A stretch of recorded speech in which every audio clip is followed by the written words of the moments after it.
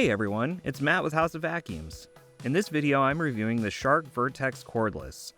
Can this compete with the Dysons and Miele's of the world, but for a cheaper price? Let's take a look.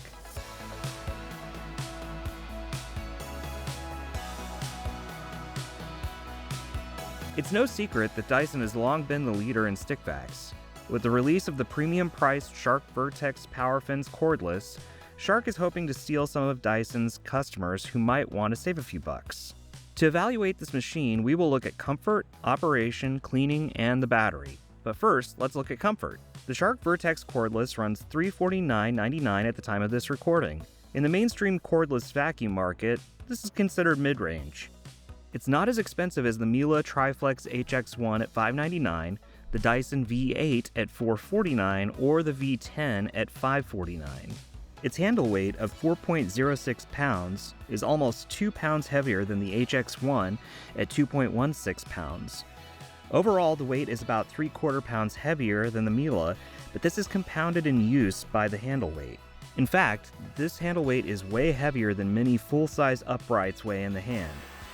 So what does this mean? It means it's going to be harder to push and pull the vacuum over large areas as opposed to the competition. The vacuum comes with pre-included tools, a floor nozzle, the DuoClean brush roll cleaning using PowerFins, and a sealed HEPA filter. Noise level is important not only because it's annoying, but because it can also be a hazard to your hearing when you're exposed to it for a long period of time. To test the noise level, I placed the motor unit and brush roll 24 inches away from the decibel meter and recorded the loudest sound in each mode. Low motor, low brush roll, 85.5 decibels. Low motor, high brush roll, 95.2 decibels.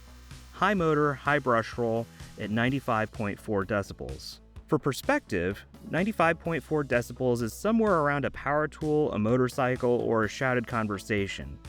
This is in the range of potential hearing damage with prolonged exposure. Before we move on, if you're finding this video interesting or helpful, please give us a clickety-clack of that like button. And if you're feeling it, buy us a coffee with a super thanks. Cheers! As for maneuverability or ease of pushing, it's surprisingly unwieldy for a cordless stick. There are a couple reasons for this. The first is the aforementioned handle weight, which makes it about as exerting to push as a full-size upright. The second is the geometry of the nozzle's steering elbow. For example, this is the Shark nozzle and the Miele HX1 nozzle side by side. When pushing the Miele, input from the turning neck has enough leverage to easily turn the nozzle. On the Shark, however, you can turn the handle, but the nozzle continues straight. This ends with you pushing the nozzle sideways across the floor more times than not, which increases the effort. You can see the same thing happening when compared with the Dyson V6 nozzle, which is also significantly easier to push. The switch is located at the top of the handle and has 3 positions, which keeps the machine on constantly, as opposed to the annoying momentary switch used by Dyson. The normal operating positions are low motor, low speed brush, which is meant for bare floors, and low motor, high speed brush, which is meant for carpenter area rugs. At your index finger, there's a trigger you can pull that is a momentary switch which will put the vacuum into high motor, high brush. Think of it as a turbo boost mode that will suck your battery dry in no time. The dirt bin has a lever on the side that you push down to empty the bin. You'll want to watch for hair and fuzz buildup around the lower platform and around the steel mesh pre-filter. Also of note, you cannot remove the steel mesh filter, so you're going to have to get in there with your fingers to clean it off. When you take out the standard Shark foam and fiber pre-motor filter layers, you'll see 4 intake ports. I believe this is to help the motor breathe easier since these foam filters are so notorious for loading up quickly. Unfortunately, these are not indicative of root cyclones like on a Dyson. The Vertex Cordless is still a single cyclone system in typical Shark fashion.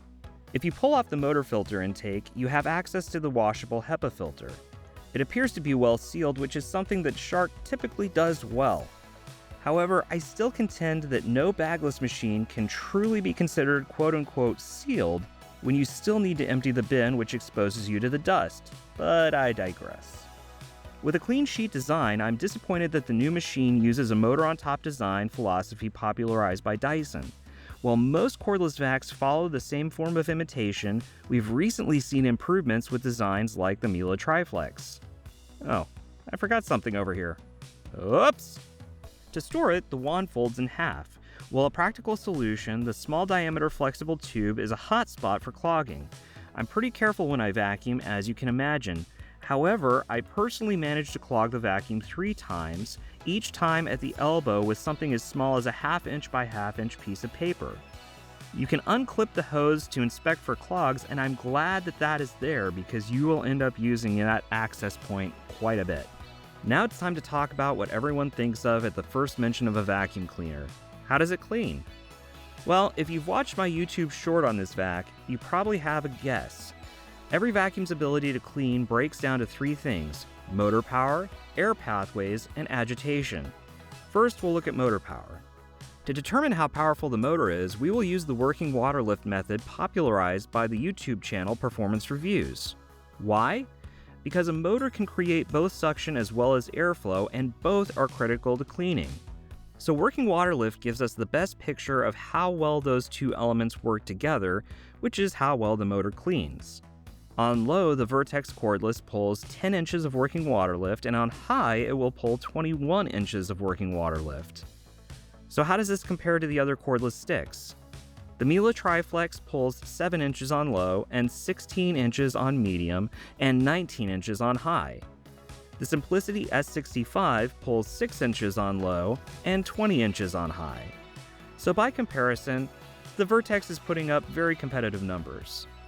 For context, versus a corded vac, my beat-up Miele Classic C1 bench vacuum with a completely full bag and a speed control stuck on medium pulls 52 inches of working water lift.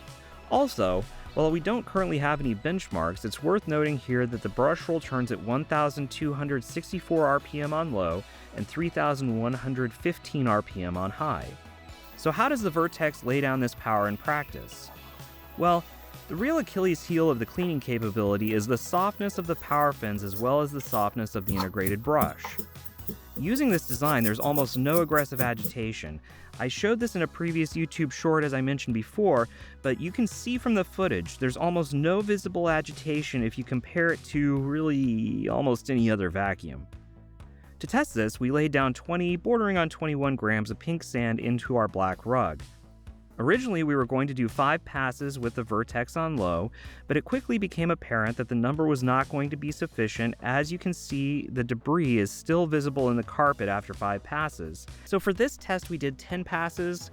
In future tests, I'm probably going to go back to 5 because I think it gives a more realistic view of what the vacuum is missing in a typical working situation. After 10 passes on low motor high brush roll, which is the correct low carpet mode, we can see that the cup now weighs 435 grams compared to the 416 of the empty cup. This means the vac picked up 19 of the 21 grams. We took 5 passes over the carpet with the Cibo Felix with a fresh bag to see what we missed. The new bag weighed 37 grams, and after vacuuming up what the Vertex missed, it weighed 39 grams. So we were able to extract in 5 passes what the Vertex couldn't fully pick up in 10 passes. We also did 10 passes on high motor, high brush.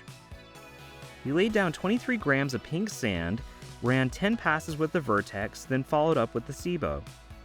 The cup weight started at 416 grams and ended at 436 grams, which is 20 grams retrieved. The Cibo bag started at 39 grams and ended at 42 grams, showing that the Cibo picked up what the shark left behind. So the question is this a fair comparison, cordless to corded? I did this for one specific reason. There is no cordless upright that performs as well as a corded machine, despite the marketing to the contrary. So the corded machine acts as both a comparison and a control.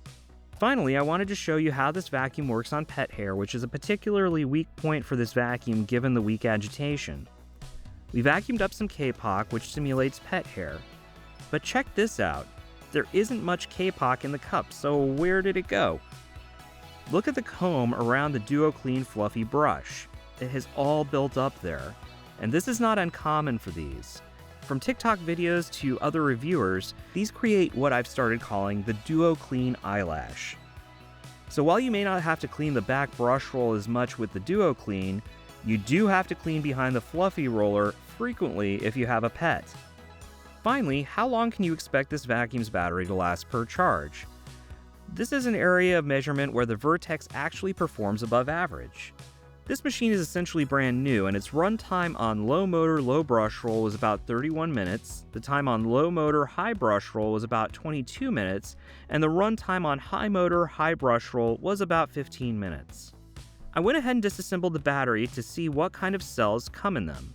This was somewhat disappointing as it was using EVE 18650 25Ps. We've seen this previously in teardowns of third-party Dyson V6, V8, and V10 batteries. This is a Chinese cell, and while it's better documented than cheap, no-name cells, it's not considered to be in the top tier of cells made by Panasonic, Samsung, LG, Murata, Sanyo, etc. Most other mainstream cordless vacs in this price point will use name-brand cells, so this seems like a huge negative as it makes the cell reliability more of a gamble. So finally, is the Shark Vertex Cordless DuoClean Power Fins vac worth it? In my opinion, no. The biggest issues for me are the maneuverability, the weight for something that's supposed to be light, and how poorly it handles pet hair. With every new vacuum that comes out, particularly cordless, I get excited that this is the next evolution of the form factor. I struggled to make this video because I was afraid it would come off as a hit piece, and you may still think it is. But no matter how you slice it, in the price point, it's just not that competitive of a machine. This vacuum, if anything, is a step backward from vacs like the Dyson V series or the Miele Triflex. If you're going to get a machine that performs this poorly, you might as well buy a poorly made cheapie off Amazon and save yourself $250. Hope you enjoyed this, thanks for watching, and I'll see you in the next video. Bye.